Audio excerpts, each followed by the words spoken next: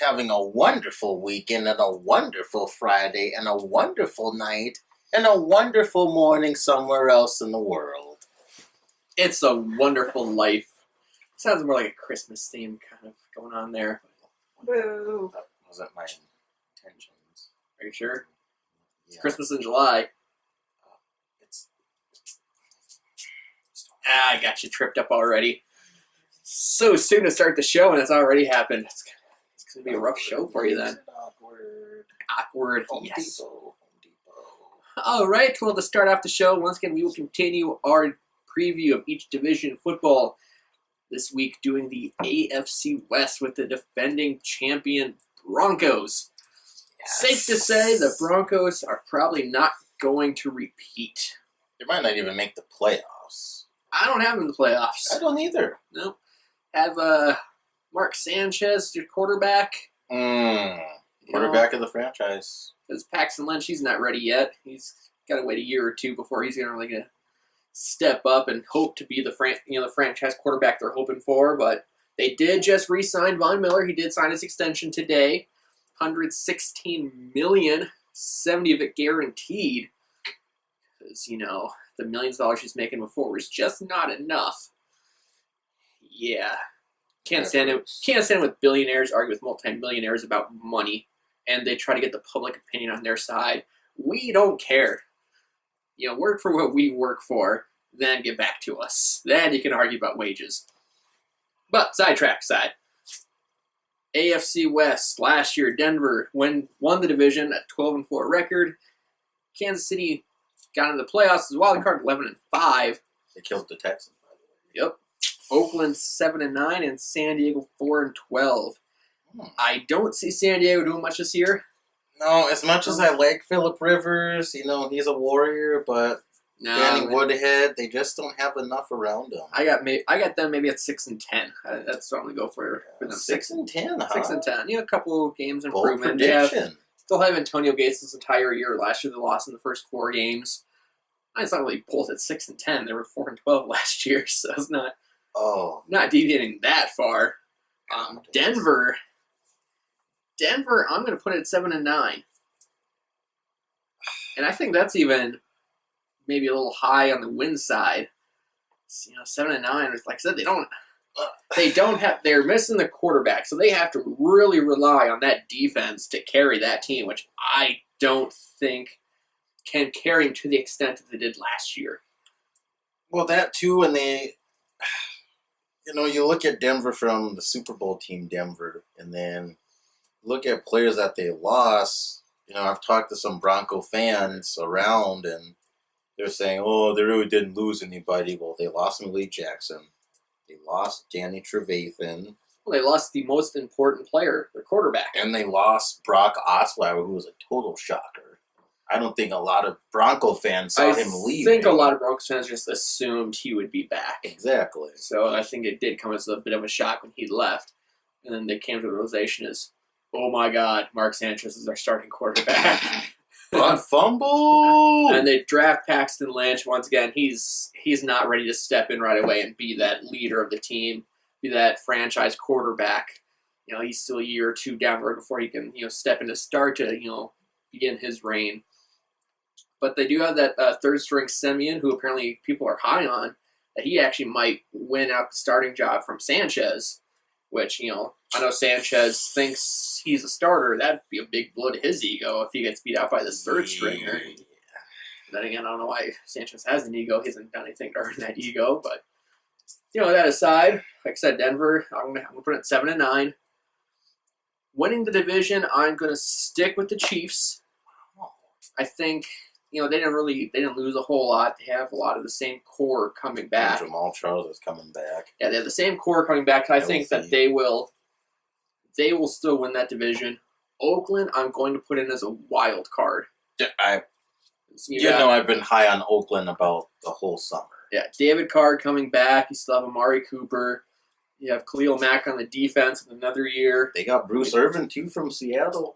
Bruce Irvin. So, their defense has a lot.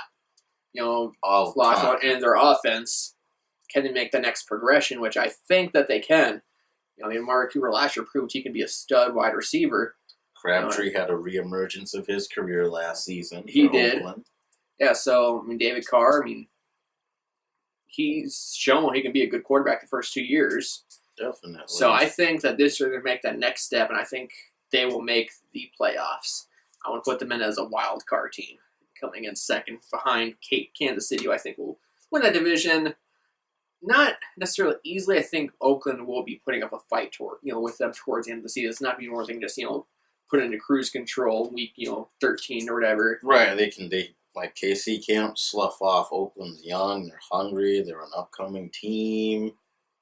Give it another year. If they can look really well this year, I think Oakland will be a really good contender as a Super Bowl contender the next year. Wow! If they progress this year, that is a bold prediction. If they can continue to progress, I think that they could be a potential Super Bowl contending team. So I mean, especially with that division, because that division is not going to be good for a while. Kansas City's old. San Diego has nothing. They're getting and they're there. old. Exactly. Denver Oakland's has young. Yeah, Denver has nothing. Oakland is a young team, and they're young. They're a young, talented team. So I think that they're really ready to make their move to be the class of the AFC West for, I think, could be an extended period of time. Yeah, if they keep the same players together, same core group, and talking about with some Bronco fans, I think it was last week, I was saying, the issue Denver's going to run into is, they'll have Emmanuel Sanders, yes, they'll have Demaryius Thomas, they have C.J. Anderson, they'll have this stud defense, but can this defense get off of the field, and can the offense keep them off the field? Can the offense move the chains? If they're going to do some quick 4 and outs, well, the defense is going to start giving up some points. Well, with C.J. Anderson, which one are you going to get? Are you going to get the one from the first half of last season where he was terrible?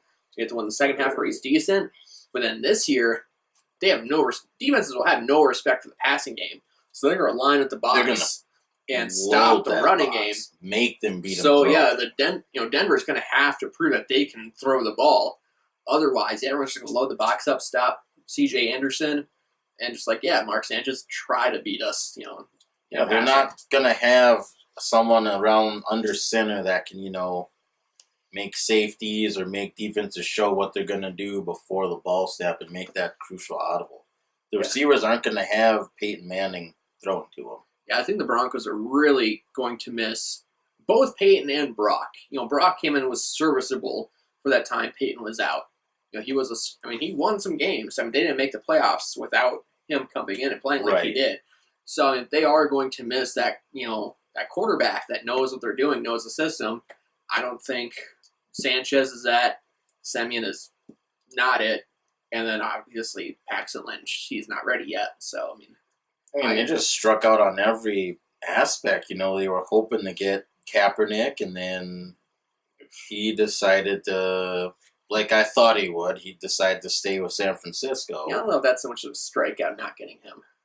For John Elway, it is. Either that or they could have called Johnny Manziel. Kaepernick doesn't fit their system. That's his style of play is not the Broncos' system. Tell that to John Elway. He thought he was a perfect person. Like I said, they could have called Johnny Manziel bagging millwork at the Home Depot. Working at Krispy Kreme in Texas. I'm sorry. Broncos fans would probably start a riot if you took Cleveland's rejected quarterback. Just saying. The Browns are the team that's going to win the division this year. How many of those have you had to drink? Because you're talking nonsense. Just straight nonsense. Too soon. Browns winning a division. Too soon. Not enough. First round pick or first overall pick, they'll win that. That's the only thing they can win. And then they'll probably make a stupid pick, just because that's the Browns' way. Yeah, they'd probably pick some guy ringing up 2x4s at Home Depot, probably. Or some guy getting Krispy Kremes. Off the conveyor belt! Boom! How much? 9 minutes into, and you already got the conveyor. All right, I think it's a record of you holding out saying conveyor belt. That's not supposed to happen. Usually you say it earlier. Waited like it's 9 coming. minutes. I got a dosage coming. Dosage coming? I got a dosage last time. It took the Browns to get it out of you. Yeah, Browns are your team. You love the Browns. Go Cleveland, right? I think Browns 49ers right now is a whole lot of difference. Oh, he went there. It did go there. This will be the last Which episode. team? This will be the last episode of J and J Again. again. Who finished the better record, Browns or 49ers? See, the fact that you have to think about I think that. they might have tied Cotton. No, I'm saying this year. Oh, finishes the better record? I don't. Oh, this year? Yeah, this coming year. On who do the you think- Niners, easily. Easily? Easily? I don't know about easily. They'll have the better record. Are we shaking on this? RG3. Can't say it with a straight face. I'm sorry. Or more like RG5? Too soon. Next topic. Too soon for what? Too soon. All right, well, moving on from whatever that was. He's getting awkward. All right, we're at the halfway point, the ceremonial halfway point through the baseball season. All the teams have played over half their games, but the All-Star break is just kind of considered that, halfway point. So, halfway through the season, give out some mid-season awards that we think, Cy Young, MVP, Rookie of the Year, and Manager of the Year goes to. Not during the first half of the year, there wasn't a whole lot of just these standout performances, especially in the American League. I did watch ESPN and stuff. Yeah, you're right. I I- didn't see much noise. I did have to just kind of, debate, like, okay, who do I even want to put in the AL? Even in the NL, for me, the NL, the one standout you have, Cy Young, Clayton Kershaw. Yeah, I had him. There's not a whole lot debate outside. 1.79 ERA. His strikeout to walk ratio is 145 strikeouts to 9 walks. That's it. That is insane. We talked about he'd have to be good for the Dodgers, and he's Yeah, I think kinda- when he pitches, they have an 843 win percentage. When he is not pitching, they have like a 453 win percentage. So you can see the drastic difference from when he's on the mound to when he's not. And yeah, he's a that beast. team goes as Kershaw goes. He's a and- beast, man. The thing is with Kershaw, he always has these great regular season games. It's the postseason that just seems Struggles. where he has his struggles coming in. He needs to have a great regular season. Then he needs to step up in the postseason to finally cement that legacy of, greatest, maybe the greatest left-hander pitcher ever. You have to do something in the postseason. If you continue to struggle in the postseason, you're never going to earn that distinction between, Sandy Koufax, Randy Johnson, those type of players. I mean, you are never going to get that if you cannot do anything in the postseason like he hasn't. But first half of the year, though, I have him as my NL Cy Young. An agreement there? That was my- yeah. NL MVP, I mean, there is a couple you can go with there. Chris Bryant is having a really good first half. My Cubbies, leads the National League in home runs. Really, I mean, he finished the second half strong too. But who I went with for NL MVP is Daniel Murphy of the Nationals. 348 batting average, 17 home runs, 66 RBIs. It's 117 hits, 5 doubles, 2 triples. He's been more consistent than Bryant has. That's the only distinction I had between them. But also you have Nolan Arenado from Colorado, who's done really well. He's probably my third down after Bryant. But yeah, Dan Murphy's just been more consistent. He's finally offered Bryce Harper some protection in that lineup. Because when they had Ryan Zimmerman behind Harper, everyone just walked Harper and then got Zimmerman out. In that Cubs series they had where Nationals went to the Cubs back in May over the Mother's Day weekend, they made this big thing because the Cubs walked Harper a record number of times, but then every time they did that to get to Zimmerman, and every time Zimmerman just made it out. So it worked out perfectly because the Cubs got the 4-game sweep. And ever since then, Harper's been kind of struggling. So, who's going to... If you can take out Zimmerman because Zimmerman is not playing well, don't pitch to Harper, pitch to Zimmerman. Now Dusty Baker made the switch, like, all right, let's get Daniel Murphy there to protect Harper, and now you just can't blow past Harper because you do have someone that can actually hit behind him. So you do have to pitch to him, which will really help out Harper. And yeah, I mean, Daniel Murphy, for me, for that reason, the stats is why I think he is the MVP. What do you got for the NL MVP?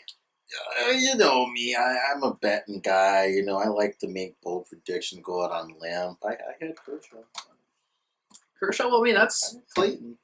I've seen a lot of people, He's put pitching him... well on the mound. I don't know. I've seen a lot of people put him as MVP. To me, granted, it's great first half.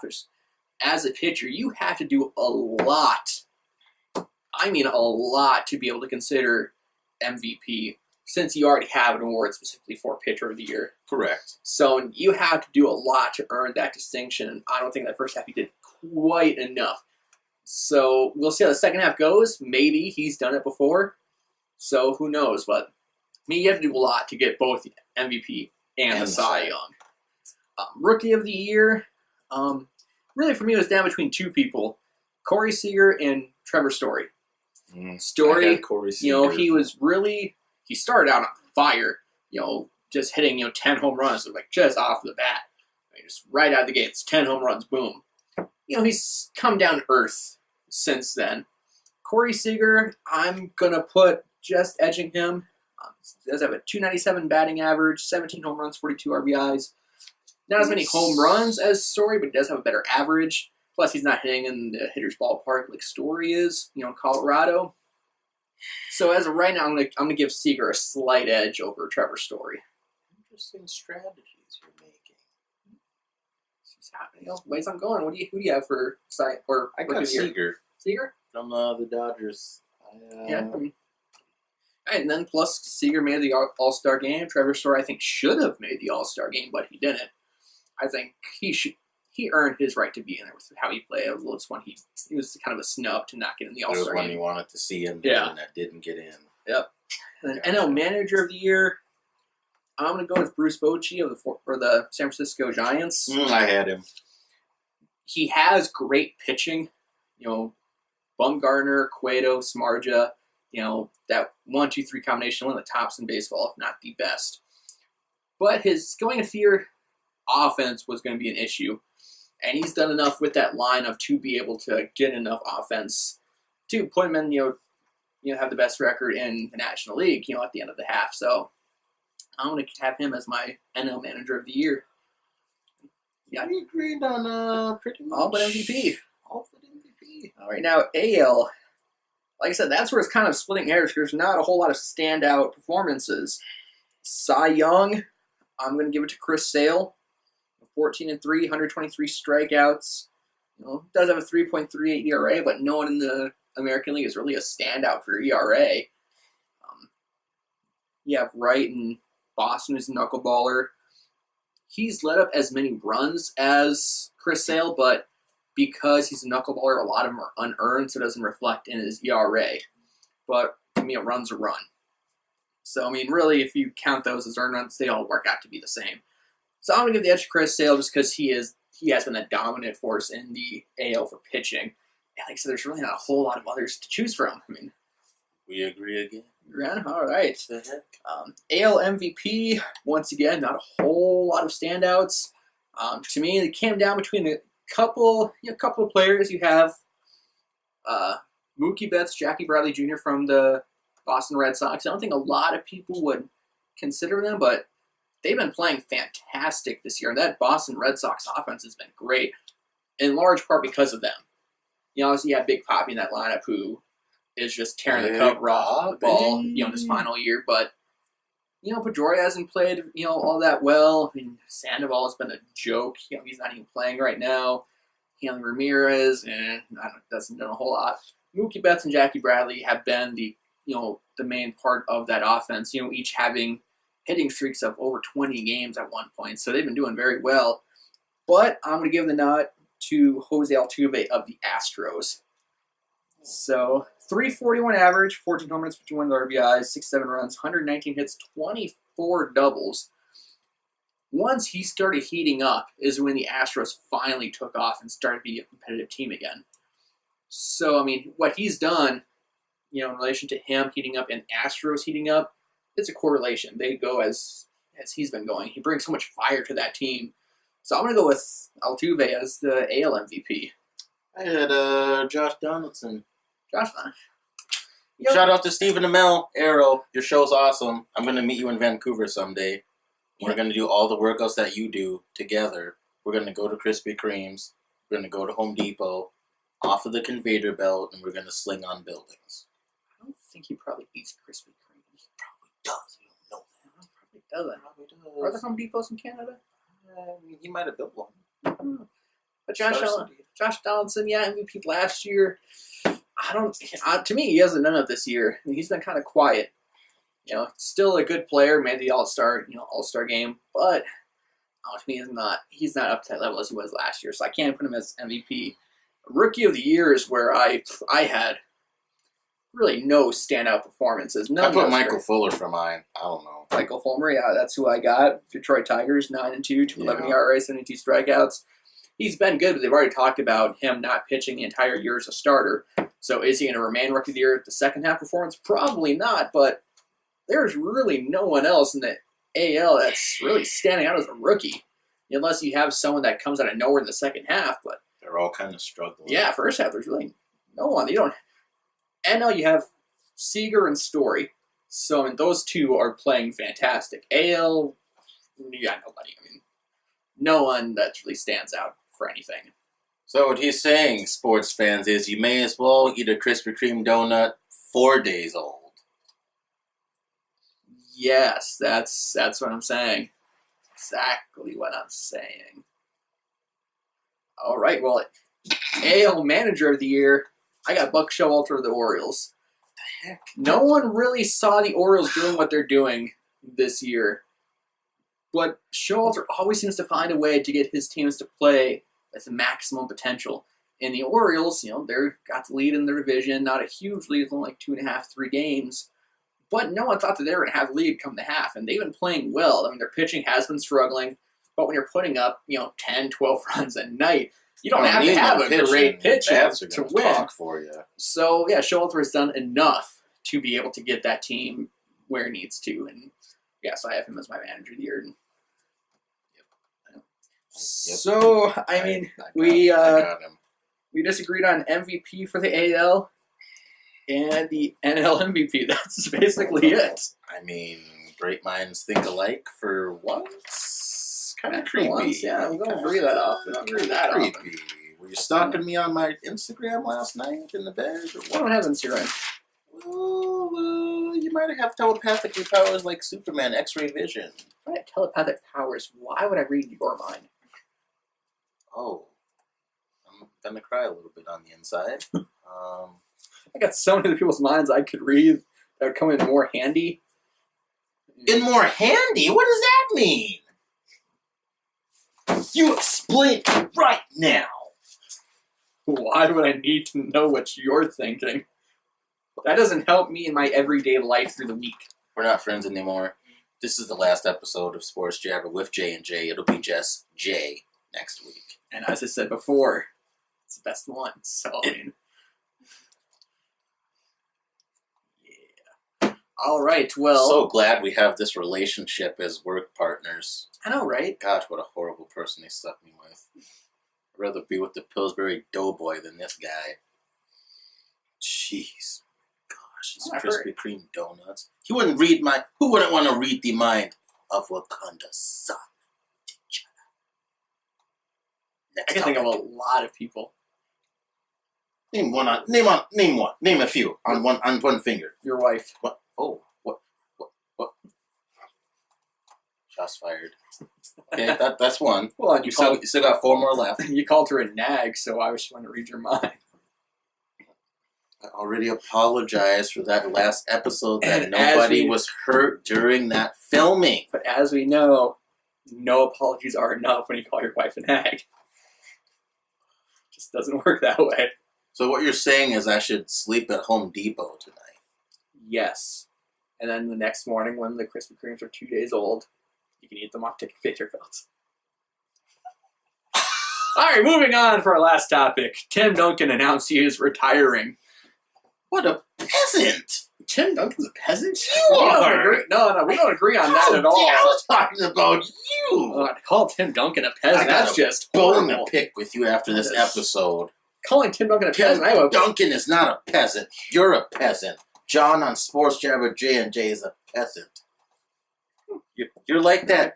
You're like that Reese peanut butter cup that's melted in the sun all day. it just melts and shrivels in the liquid, and you open it up, and it's just gooey on the inside of the wrapper. I don't get what that means. But Tim Duncan, to get back to our topic, retired. One of the great players of all time. Obviously, neither of us had him on our Mount Rushmore because you had a stupid Mount Rushmore. But your face is a stupid Mount Rushmore. He is one of the greatest players ever.